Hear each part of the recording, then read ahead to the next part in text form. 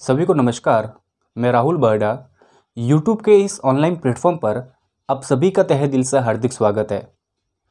दोस्तों, अपने भारतीय भूगोल के अंतर्गत जो अफवाह तंत्र एवं नदी घाटी परियोजनाएं चल रही थी, इसी कड़ी में आज हम आगे बढ़ते हैं और डिस्कशन करते हैं गंगा नदी तंत्र को लेकर, जिसमें हम जानेंगे कि गंगा नदी तंत्र क्या है, कौन कौन सी नदियां आकर गंगा में सम्मिलित होती है और उन नदियों पर कौन सी परियोजनाएं स्थित है। हम ये भी डिस्कशन करेंगे कि गंगा नदी कितने राज्यों से प्रवाहित होती है और कौन कौन से महत्वपूर्ण शहर गंगा नदी पर स्थित है। तो देखिए, सबसे पहले हम जानते हैं कि गंगा नदी तंत्र क्या है। देखिएगा, गंगा नदी तंत्र गंगा और उसकी सहायक नदियों का एक पूरा जाल है और एग्जाम में गंगा और उसकी सहायक नदियों की विशेषताओं को लेकर कई तरह के प्रश्न पूछे जाते हैं। अब एग्जाम में किस प्रकार के प्रश्न पूछे जाते हैं, देखिए, एग्जाम में आपको 4 विकल्प दे देंगे और पूछेंगे कि गंगा की सबसे लंबी नदी कौन सी है, या फिर गंगा की प्रथम सहायक नदी कौन सी है, या अंतिम सहायक नदी कौन सी है, या पूछ सकते हैं गंगा कितने राज्यों से प्रवाहित होती है, कौन कौन से महत्वपूर्ण शहर स्थित है, कौन सी परियोजना स्थित है। ऐसे कई तरह के प्रश्न बनते हैं गंगा की विशेषताओं को लेकर।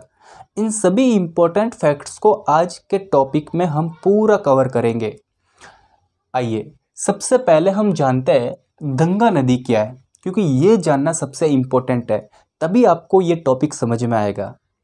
तो देखिए, गंगा नदी स्वयं में अपने आप में एक नदी नहीं है, ये 2 नदियों की एक संयुक्त धारा है जो हरिद्वार या देवप्रयाग के बाद में गंगा के नाम से जानी जाती है। और सेकंड ग्रेड एग्जाम में ये क्वेश्चन भी पूछा गया था कि देवप्रयाग क्या है।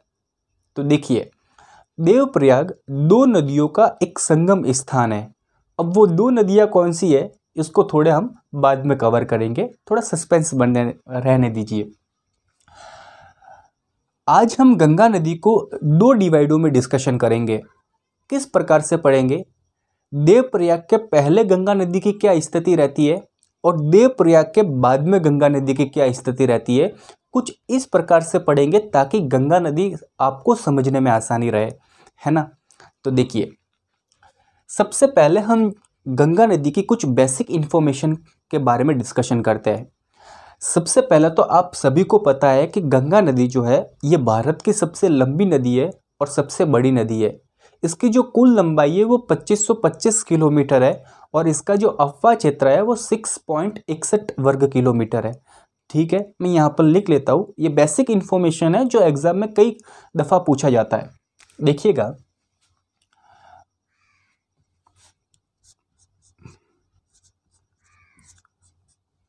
गंगा नदी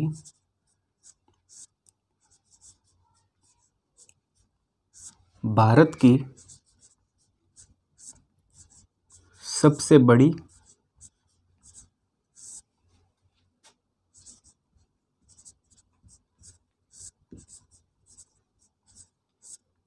तथा सबसे लंबी नदी है।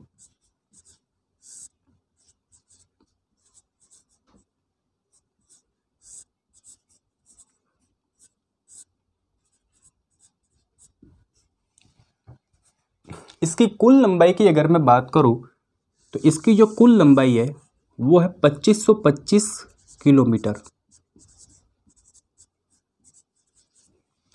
और इसका जो अफवाह क्षेत्र है सबसे बड़ी, यानी इसका जो अफवाह क्षेत्र है वो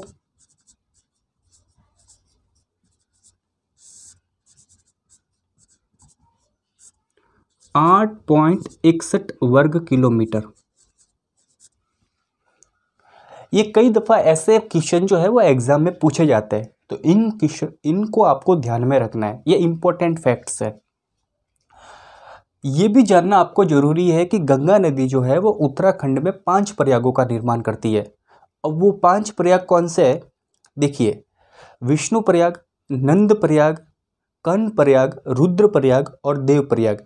ये 5 प्रयाग है जो कई दफ़ा एग्जाम में क्वेश्चन पूछे जाते हैं। इस 5 प्रयागों से रिलेटेड 85% तक ये बार बार ये क्वेश्चन रिवाइज होते हैं एग्जामों में।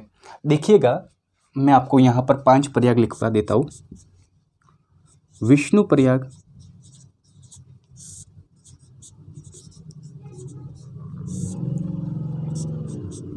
नंद प्रयाग,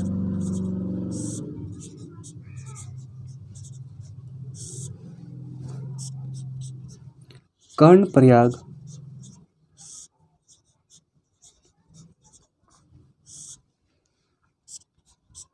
रुद्र प्रयाग,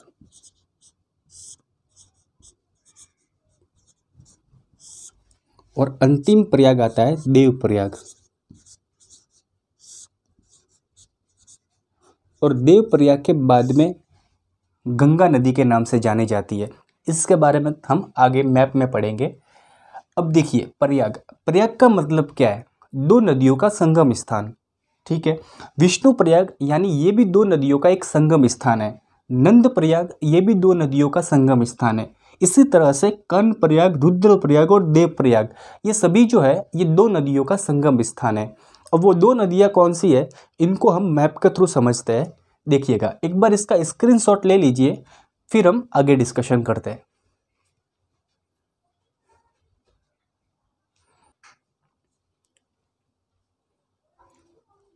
अब देखिएगा, उन 5 प्रयागों को हम डायग्राम के थ्रू समझते हैं। देखिए, सतोपथ हिमनद से एक नदी का उद्गम होता है जिसे हम कहते हैं अलकनंदा नदी। कौन सा हिमनद? सतोपथ हिमनद।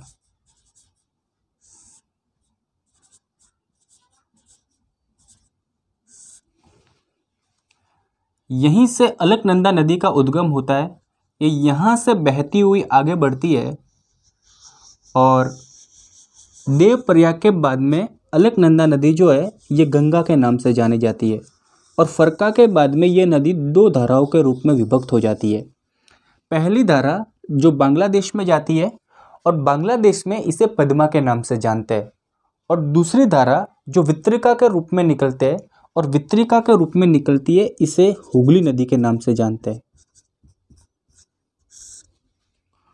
और बांग्लादेश में इसे नदी को पद्मा के नाम से जानते हैं। और बाद में ये कई धाराओं के रूप में विभक्त हो जाती है और डेल्टाई मैदानों में प्रवेश करती है, और बाद में दक्षिण की ओर बहती हुई ये समुद्र में गिर जाती है। यहीं से एक और नदी आती है, ब्रह्मपुत्र नदी, जो यहाँ पर मिल जाती है। इसके बारे में हम बाद में डिस्कशन करेंगे। फिलहाल हम पंच प्रयागों के बारे में डिस्कशन करते हैं। इस नदी का नाम आता है अलकनंदा नदी।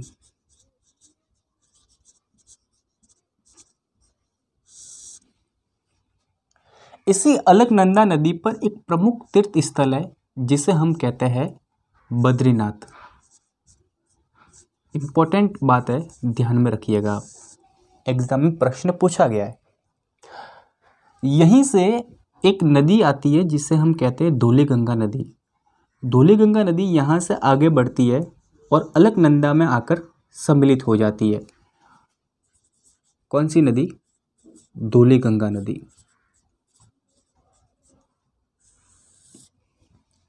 अलकनंदा नदी और धौलीगंगा नदी, इन दोनों के संगम स्थल को कहा जाता है विष्णु प्रयाग।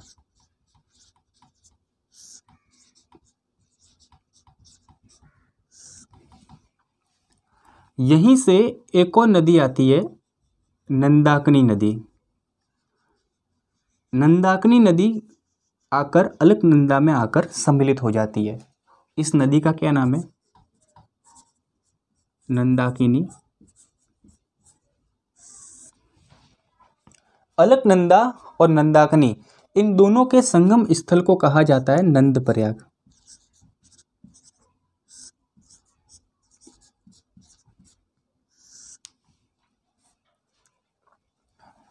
यहीं से पिंडार गंगा नदी आती है और यह नदी आकर अलकनंदा में सम्मिलित हो जाती है।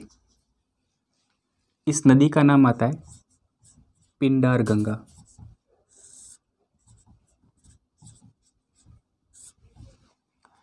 अलकनंदा नदी और पिंडार गंगा नदी, इन दोनों के संगम स्थल को कहा जाता है कर्ण प्रयाग।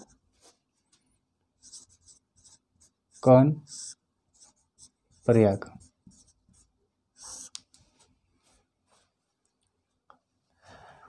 चोराबारी हिमनद से एक नदी का उद्गम होता है। कौन सा हिमनद? चोराबारी हिमनद। और इस नदी का नाम आता है मंदाकिनी नदी।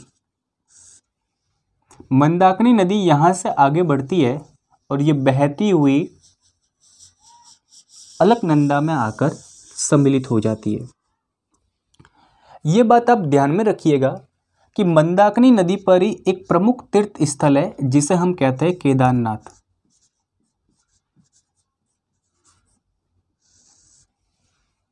इस नदी का क्या नाम आता है? मंदाकिनी नदी।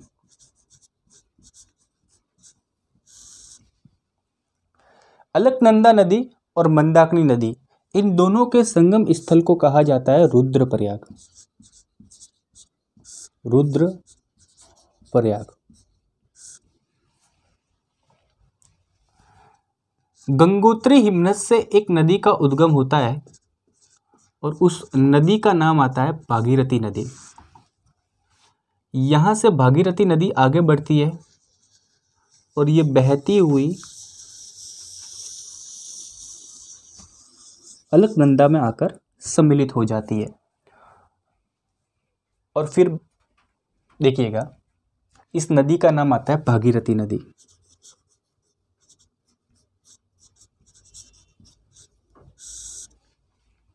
अलकनंदा नदी और भागीरथी नदी, इन दोनों के संगम स्थल को कहा जाता है देवप्रयाग। क्या कहा जाता है? देवप्रयाग। और देवप्रयाग के बाद में अलकनंदा नदी जो है ये गंगा नदी के नाम से जानी जाती है। और फरक्का के बाद में ये दो धाराओं के रूप में विभक्त हो जाती है, जो मैं आपको बता चुका हूँ। ये बात ध्यान में रखिएगा कि भागीरथी नदी की एक सहायक नदी यहाँ से आती है जिसे हम कहते हैं भिलांगना नदी। इस नदी का नाम आता है भिलांगना नदी। छोटे अक्षरों में लिख रहा हूँ, शायद आपको दिखाई दे रहा होगा या नहीं दे रहा होगा, मैं बोल देता हूँ, ये नदी है भिलांगना नदी। भागीरथी नदी और भिलांगना नदी, इन दोनों के संगम स्थल को कहा जाता है गोविंद प्रयाग। गोविंद प्रयाग। और इन दोनों के संगम स्थल पर एक बांध भी स्थित है जो कई दफा प्रतियोगिता एग्जाम में प्रश्न पूछा जाता है, टिहरी बांध। ये प्रश्न कई दफा पूछा गया एग्जाम में, जो भूकंप जोन 5 के अंतर्गत आता है।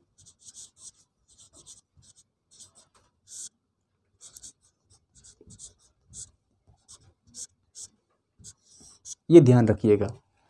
आप सभी को पता होगा कि भारत में भूकंप को 5 जोन में बांटा गया है।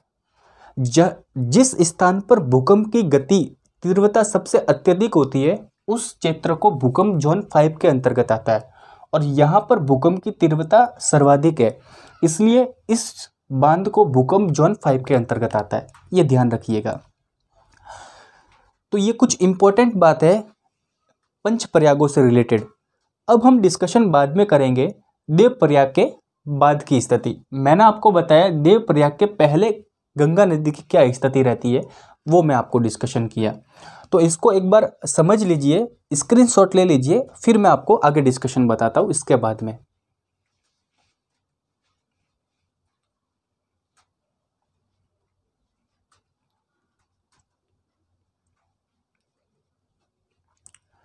अब लिखिएगा, मैं यहाँ पर आपको 5 प्रयाग लिखवा देता हूँ। देखिए, हेडिंग डालिए उत्तराखंड में पंचप्रयाग।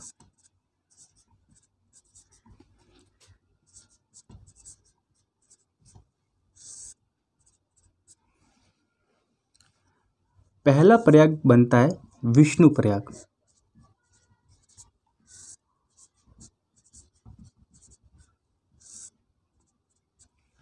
ये पांचों प्रयाग मैं आपको कर्म के अनुसार पढ़ाऊंगा, क्योंकि एग्जाम में इनके कर्म भी पूछे जाते हैं, तो ये भी आप ध्यान में रखिएगा। विष्णु प्रयाग जो है ये अलकनंदा नदी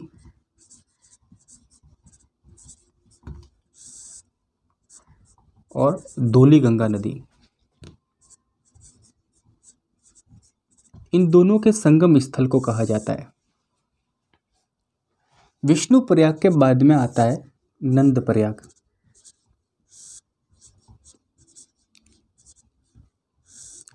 नंद प्रयाग की अगर मैं बात करूं तो ये अलकनंदा नदी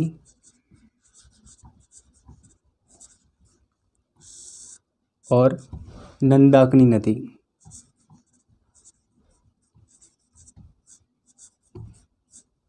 इन दोनों के संगम स्थल को कहा जाता है। नंद प्रयाग के बाद में आता है कर्ण प्रयाग।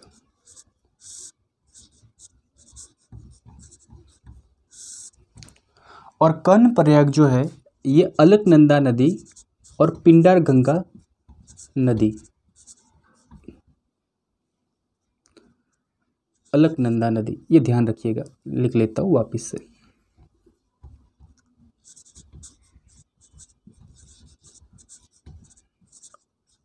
अलकनंदा नदी और पिंडार गंगा नदी।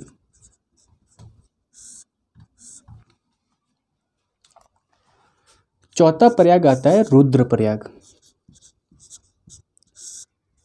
और रुद्र प्रयाग जो है यह भी अलकनंदा नदी और मंदाकिनी नदी पर स्थित है।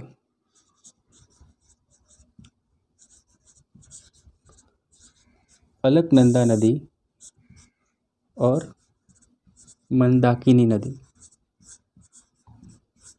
इन दोनों के संगम स्थल को कहा जाता है। और अंतिम प्रयाग आता है देव प्रयाग।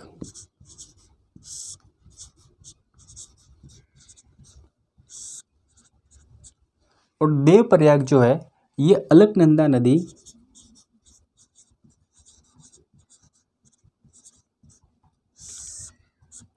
और भागीरथी नदी, मैं आपको पूरा इसलिए लिखवा रहा हूं ताकि आप नोट्स बना सको।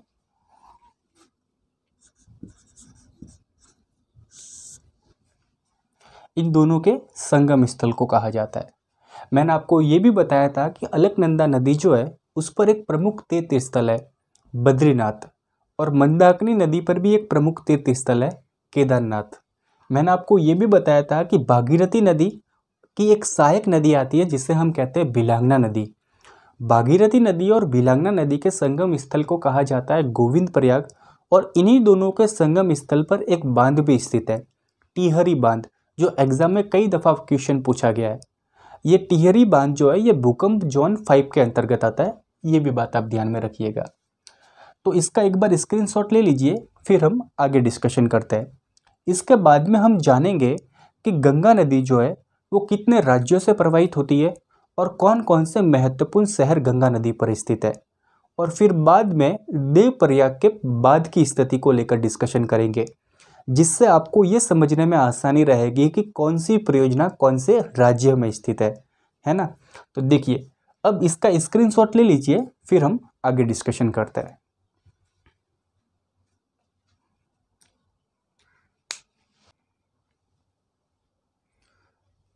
अब हम डिस्कशन करते हैं गंगा नदी जो है ये कितने राज्यों से प्रवाहित होती है और कौन कौन से महत्वपूर्ण शहर गंगा नदी पर स्थित है। देखिएगा, मैंने आपको बताया था सतोपत हिमनद से एक नदी का उद्गम होता है जिसे हम कहते हैं अलकनंदा नदी। ये यहाँ से आगे बढ़ती है और देव प्रयाग के बाद में ये गंगा के नाम से जानी जाती है। और फरका के बाद में ये 2 धाराओं के रूप में विभक्त हो जाती है। पहली धारा जिसे बांग्लादेश में जाती है और बांग्लादेश में इसे पद्मा के नाम से जाना जाता है। और दूसरी धारा जो है वो वितरिका के रूप में निकलती है जिसे हुगली नदी कहता है। मैंने आपको बताया था बांग्लादेश में इसे पद्मा कहा जाता है और दूसरी धारा जो वितरिका के रूप में निकलती है इसे हुगली नदी कहा जाता है। और ये फरका नामक स्थान पर, फरका आपको दिखाई दे रहा होगा मेरे हिसाब से, फरका नामक स्थान से यह 2 भागों में डिवाइड हो जाती है। यहीं से एक और नदी आती है ब्रह्मपुत्र नदी। ठीक है, ब्रह्मपुत्र नदी के बारे में जब हम डिस्कशन करेंगे तब उसके बारे में हम संक्षिप्त रूप में मैं आपको बताऊंगा। देखिएगा, अलकनंदा नदी पर ही उत्तराखंड में दो प्रमुख शहर स्थित है, प्रमुख तीर्थ स्थल भी इसे कह सकते हैं, ऋषिकेश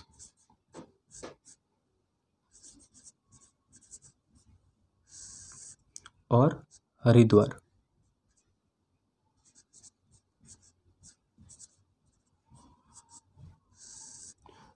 ये दोनों उत्तराखंड में स्थित है। उत्तर प्रदेश की अगर मैं बात करूं तो उत्तर प्रदेश में कन्नौज उत्तर प्रदेश में स्थित है, कानपुर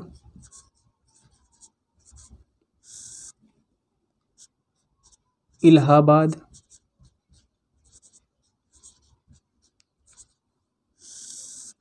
और बनारस।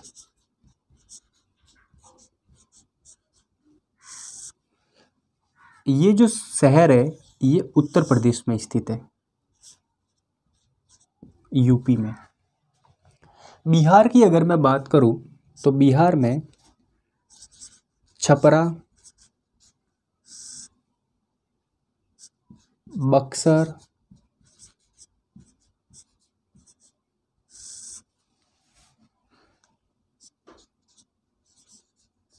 भागलपुर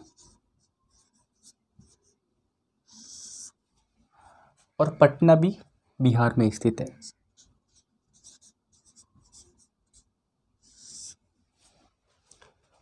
ये जो शहर है ये बिहार में स्थित है।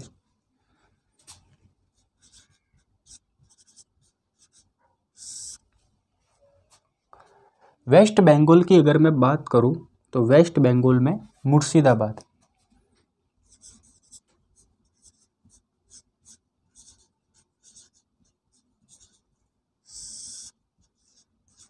वेस्ट बंगाल, और फिर बाद में ये दो धाराओं के रूप में विभक्त हो जाती है। ये कुछ इंपॉर्टेंट शहर है जो आपको ध्यान में रखना है। मैं यहाँ पर लिख लेता हूँ, नोट कर लीजिएगा आप। गंगा नदी का प्रवाह क्षेत्र,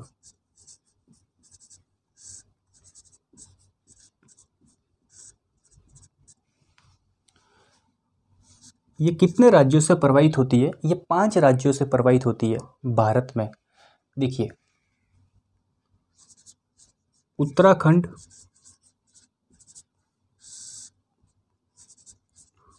उत्तर प्रदेश,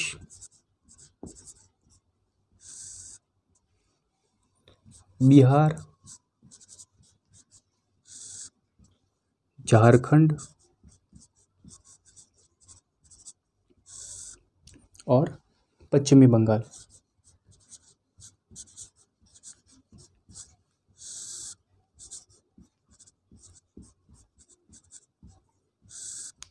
इन 5 राज्यों से ये भारत में प्रवाहित होती है गंगा नदी, और फिर बाद में यह दो धाराओं के रूप में विभक्त हो जाती है। ठीक है, एक बार इसका स्क्रीनशॉट ले लीजिए, फिर हम आगे डिस्कशन करते हैं देवप्रयाग के बाद में गंगा नदी की क्या स्थिति रहती है। ठीक है, ले लीजिए।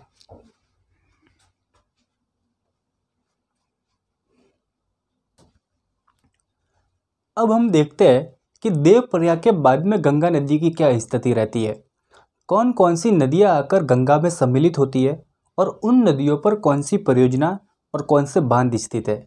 देखिए, मैंने आपको बताया था कि गंगोत्री हिमनद से एक नदी का उद्गम होता है जिसे हम कहते हैं भागीरथी नदी। ये यहाँ से आगे बढ़ती है, इस नदी को हम कहते हैं भागीरथी नदी।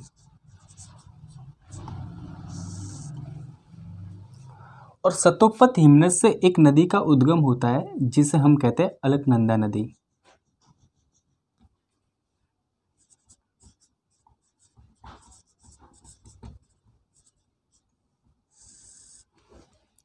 भागीरथी नदी और अलकनंदा नदी, इन दोनों के संगम स्थल को कहा जाता है देवप्रयाग।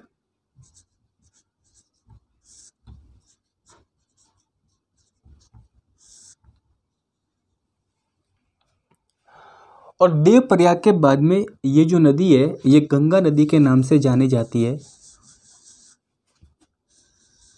और फरक्का के बाद में ये दो धाराओं के रूप में विभक्त हो जाती है। पहली धारा जो बांग्लादेश में जाती है और दूसरी धारा जो वितरिका के रूप में निकलती है, और इस नदी को हुगली नदी के नाम से जानते हैं। और बांग्लादेश में इस नदी को पद्मा के नाम से जानते हैं। यहीं से एक और नदी आती है, ब्रह्मपुत्र नदी, और ये फरक्का नामक स्थान से विभक्त होती है।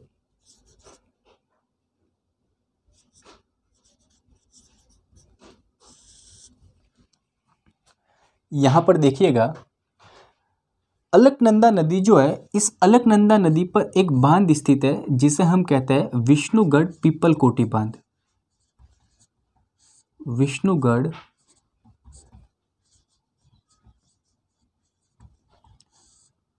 पीपलकोटी बांध, जो उत्तराखंड में स्थित है।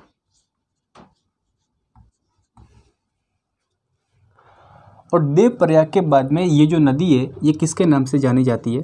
गंगा के नाम से जानी जाती है।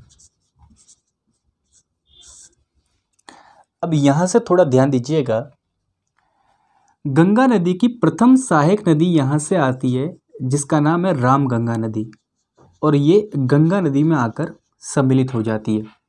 इस नदी का नाम है रामगंगा नदी।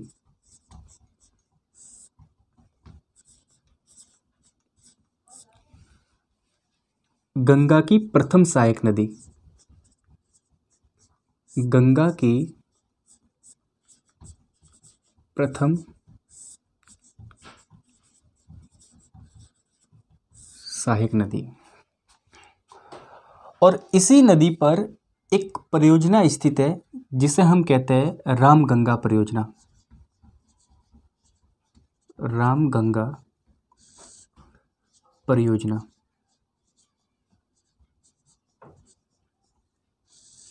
जो उत्तराखंड में स्थित है। यहीं से एक और नदी आती है,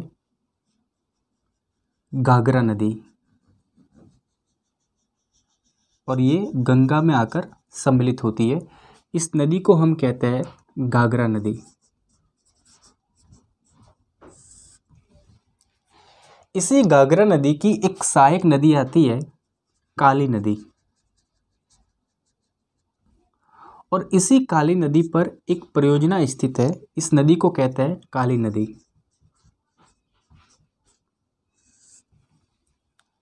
इसी नदी पर एक परियोजना स्थित है जिसे हम कहते हैं टनकपुर परियोजना।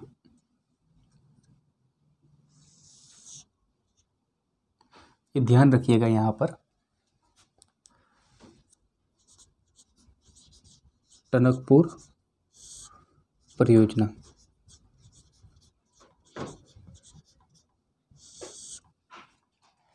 इसी घाघरा नदी की एक और नदी आती है, सरयू नदी, जिस पर अयोध्या शहर स्थित है।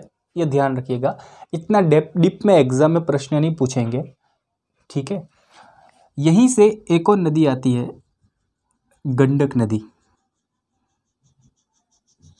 जो गंगा में आकर सम्मिलित होती है। इसे हम कहते हैं गंडक नदी। इसी गंडक नदी पर एक परियोजना स्थित है, गंडक परियोजना,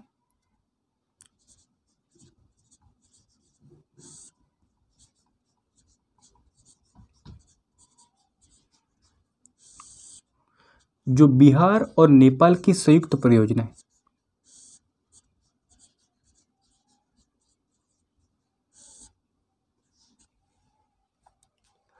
यहीं से एक और नदी आती है, कोसी नदी। इस नदी का नाम आता है कोसी नदी।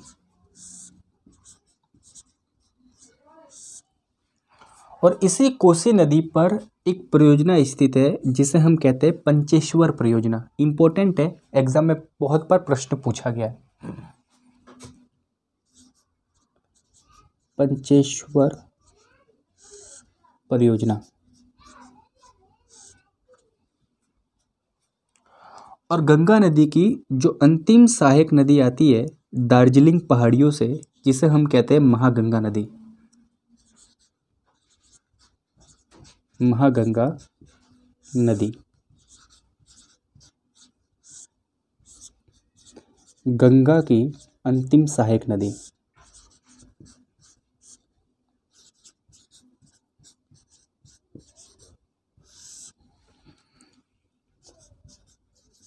सहायक नदी। और फिर फरक्का के बाद में ये दो धाराओं के रूप में विभक्त हो जाती है। ये कुछ परियोजनाएं जो आपको ध्यान में रखना है। अब हम डिस्कशन करते हैं दाएं तट से मिलने वाली नदियों के बारे में और उन पर जो परियोजना स्थित है उसके बारे में।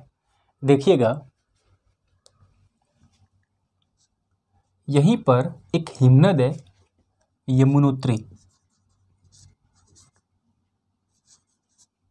यमुनोत्री हिमनद से एक नदी का उद्गम होता है जिसे हम कहते हैं यमुना नदी। ये यमुना नदी यहाँ से आगे बढ़ती है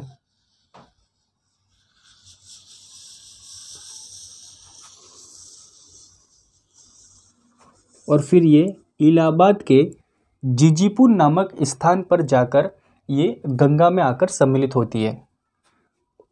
गंगा नदी और यमुना नदी, इन दोनों के संगम स्थल को कहा जाता है प्रयागराज। क्या कहा जाता है? प्रयागराज।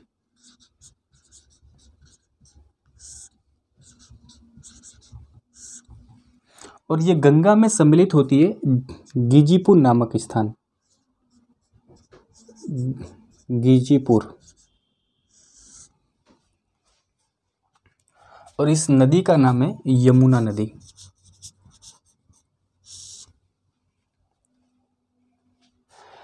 थोड़ी यमुना नदी के बारे में डिस्कशन करते हैं, फिर हम आगे नदियों के बारे में डिस्कशन करेंगे।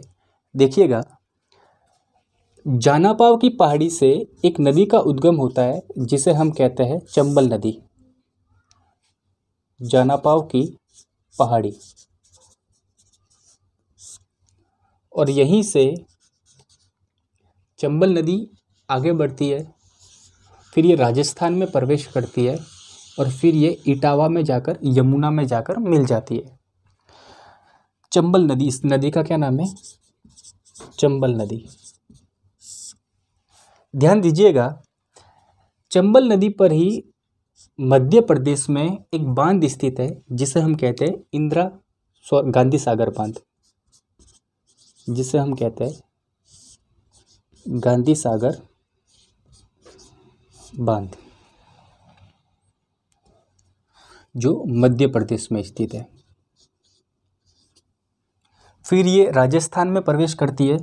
राजस्थान में इस नदी पर चूलिया जलप्रपात स्थित है, चित्तौड़गढ़ में।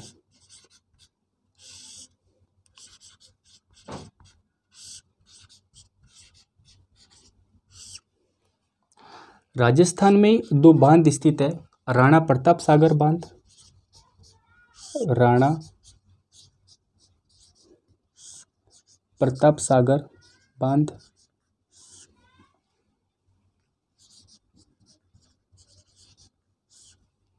और जवाहर सागर बांध। जवाहर सागर बांध,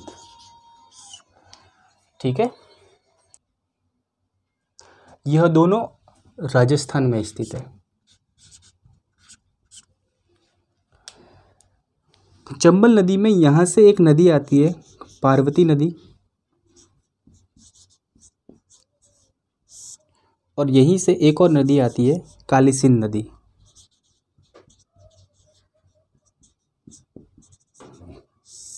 और फिर ये इटावा यमुना में जाकर गंगा नदी में सम्मिलित हो जाती है, ठीक है। इटावा यमुना में जाकर ये माफी चाहता हूँ, यमुना नदी में सम्मिलित हो जाती है। अब देखिएगा, यहीं से यमुना नदी की एक सहायक नदी आती है जिसे हम कहते हैं बेतवा नदी।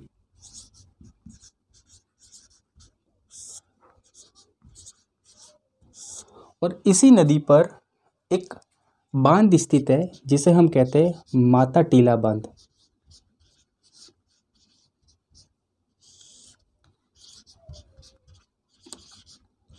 जो मध्य प्रदेश में स्थित है। यमुना नदी की एक और सहायक नदी आती है यहाँ से, केन नदी। ठीक है, ये ध्यान रखिएगा आप। गंगा नदी में और बात करूँ तो एक और यहाँ से एक नदी आती है अमरकंटक की पहाड़ी से, जिसे हम कहते हैं सोन नदी। और ये सोन नदी जो है ये गंगा में आकर सम्मिलित हो जाती है। इस नदी का नाम है सोन नदी।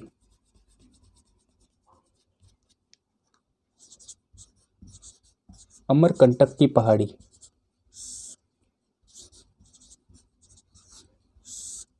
नदी का क्या नाम है? सोन नदी। इसके कर्ण जो है वो स्वर्ण के भांति दिखाई देते हैं। ठीक है, ये ध्यान रखिएगा, इसके कर्ण स्वर्ण के जैसे, जिसलिए इस नदी को सोन नदी कहा जाता है। इसी सोन नदी की एक सहायक नदी आती है जिसे हम कहते हैं रिहंद नदी। और इसी रिहंद नदी पर एक बांध स्थित है जिसे हम कहते हैं रिहंद बांध। इंपॉर्टेंट क्वेश्चन है, ध्यान रखिएगा। रिहंद बांध। और ये जो रिहंद बांध है, इसी बांध के पीछे एक जलाशय स्थित है और इस जलाशय को हम कहते हैं गोविंद वल्लभ पंत सागर जलाशय, जो भारत का सबसे बड़ा मानव निर्मित झील है। इंपॉर्टेंट क्वेश्चन है, पूछा गया ये एग्जाम में, ये भी लिख लीजिए। गोविंद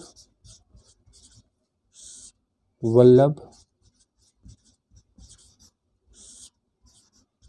पंत सागर जलाशय।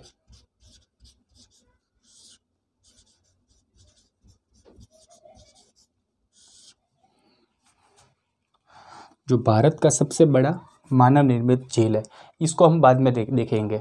ठीक है, ये ध्यान रखिएगा कि सोन नदी और रिहंद नदी, इन दोनों के संगम स्थल पर एक परियोजना स्थित है जिसे हम कहते हैं बाण सागर परियोजना। बाण सागर परियोजना, ये ध्यान रखिएगा। ठीक है, तो ये बात आपको ध्यान में रखनी है। ये भी एक बात ध्यान में रखना कि जो फरका के बाद में ये दो धाराओं के रूप में विभक्त होती है ना। बांग्लादेश में मैंने आपको बताया इस नदी को पद्मा के नाम से जाना जाता है, और दूसरी धारा जो वितरिका के रूप में निकलती है जिसे हुगली नदी कहते हैं। इस नदी को हम क्या कहते हैं? हुगली नदी। ध्यान रखिएगा, हुगली नदी, पता चल गया आपको, है ना। इसी नदी पर एक शहर स्थित है, कलकत्ता। ये ध्यान रखिएगा,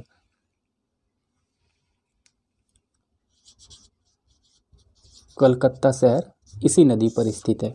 ठीक है, और ये जो दो धाराओं है ना, इनके बीच में सुंदरवन डेल्टा पाया जाता है। इंपॉर्टेंट है, एक डेल्टा है सुंदरवन डेल्टा। सुंदरवन डेल्टा जो विश्व का सबसे बड़ा डेल्टा, विश्व का सबसे बड़ा डेल्टा।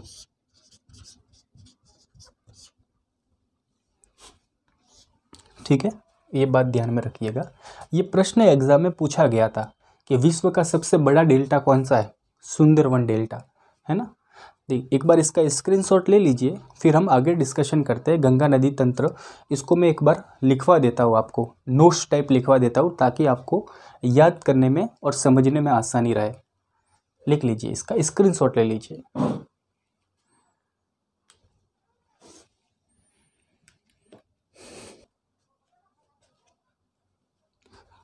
लिखिएगा, मैं यहाँ पर हेडिंग लिखता हूँ, उत्तराखंड की परियोजना।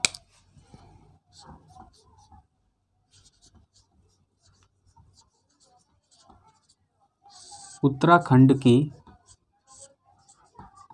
परियोजना।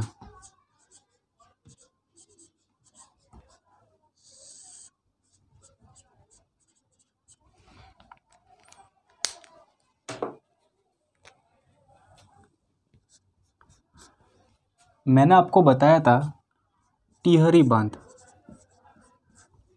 टिहरी बांध। और ये जो बांध है, ये बांध भागीरथी नदी और भिलांगना नदी इन दोनों के संगम स्थल पर स्थित है। कौन सी नदी?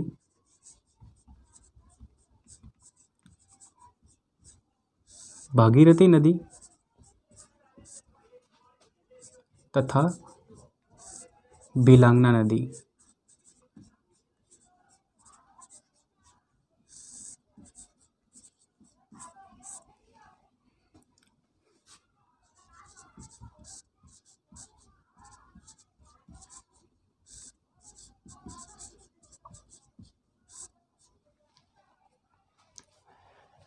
फिर मैंने आपको बताया था विष्णुगढ़ पीपलकोटी बांध।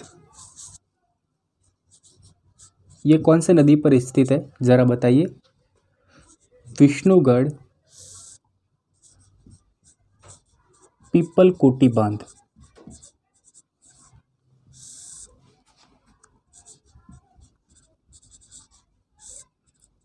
और ये जो बांध है ये अलकनंदा नदी पर स्थित है।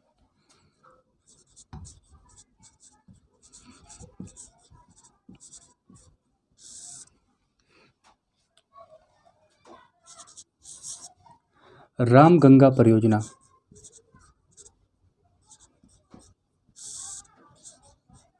रामगंगा परियोजना। और ये जो परियोजना है ये रामगंगा नदी पर स्थित है।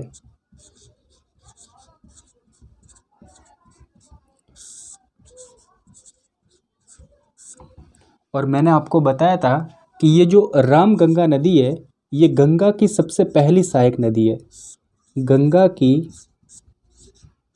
प्रथम सहायक नदी। गंगा की बाएं तट से प्रथम सहायक नदी, ऐसे लिख लीजिए, गंगा की बाएं तट से प्रथम सहायक नदी।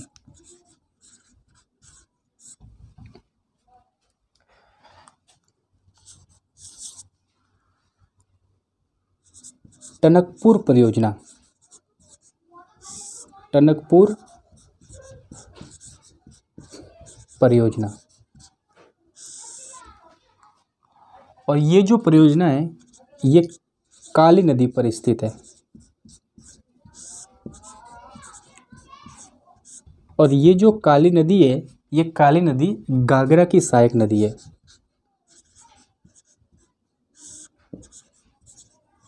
घाघरा नदी की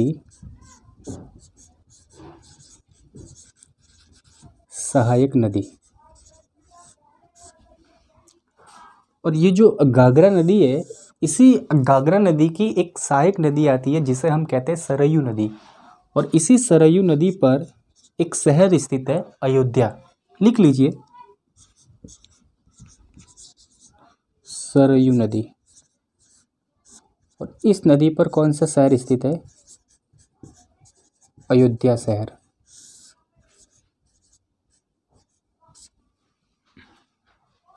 इतना डीप में एग्जाम में पूछते तो नहीं है पर लिख लीजिए, पूछ भी सकते हैं, क्या पता, छोड़ना एक भी पॉइंट नहीं है। फिर गंडक परियोजना,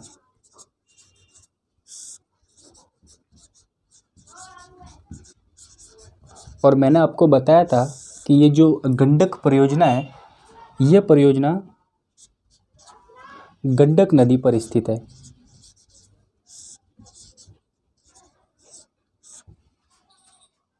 और ये भी बात ध्यान में रखिएगा कि ये जो गंडक परियोजना है ये बिहार और नेपाल इनकी संयुक्त परियोजना है, बिहार और नेपाल की।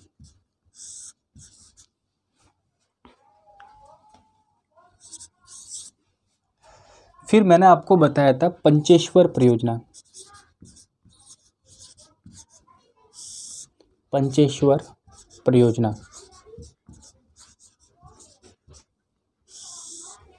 और ये जो पंचेश्वर परियोजना है यह कोसी नदी पर स्थित है।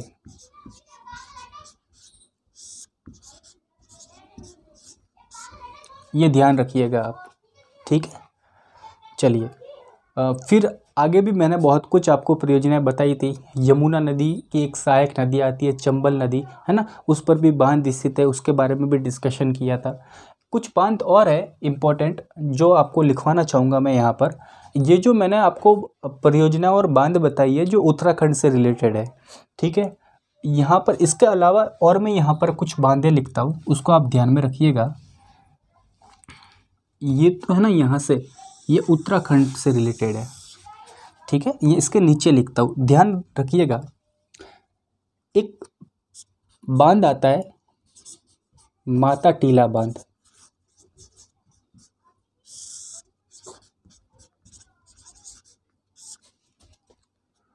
जो एमपी में स्थित है, और ये जो बांध है ये बेतवा नदी पर स्थित है।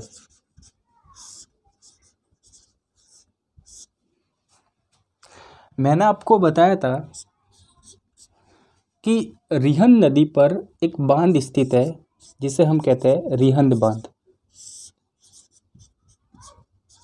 और ये जो रिहंद बांध है ये कौन से नदी पर स्थित है?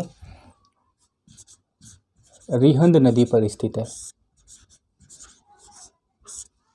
और ये बात ध्यान में रखिएगा, एग्जाम में पूछा गया प्रश्न है कि ये जो रिहंद नदी है, इसी रिहंद नदी के पीछे एक जलाशय स्थित है, और इसी जलाशय में गोविंद वल्लभ पंत सागर जलाशय, गोविंद वल्लभ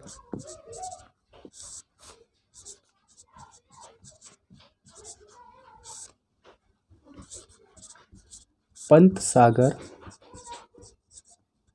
जलाशय,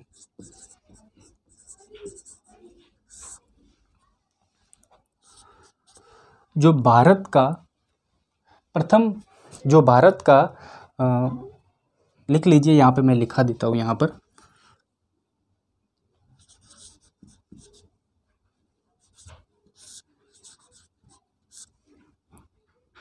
जो भारत का सबसे बड़ा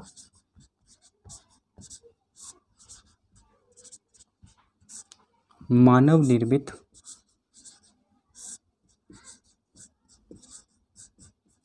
जलाशय या मानव निर्मित झील भी लिख लीजिए,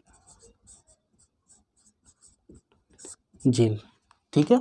ये कुछ इम्पोर्टेंट पॉइंट्स है, ठीक है, नोट्स है जो आपको ध्यान में रखना है। बार बार एक बार पढ़ लीजिएगा, आपको समझ में आ जाएगा, या फिर 2 या 3 बार इस लेक्चर को देख लीजिएगा आपको। और ज़्यादा पढ़ने के इसके अलावा पूछे भी नहीं जाते एग्ज़ाम में, मुझे नहीं लगता कि इसके अलावा और कोई बार प्रश्न पूछे जाएंगे आपको। जो कोई भी इम्पोर्टेंट फैक्ट्स थे जो मैं आपको बता चुका हूँ, राइट। यदि लेक्चर को आपको अच्छा लगा हो तो आप चैनल को लाइक कीजिए, सब्सक्राइब कीजिए। तो मिलते हैं हम नेक्स्ट लेक्चर में, तब तक के लिए have a nice day, take care, bye bye.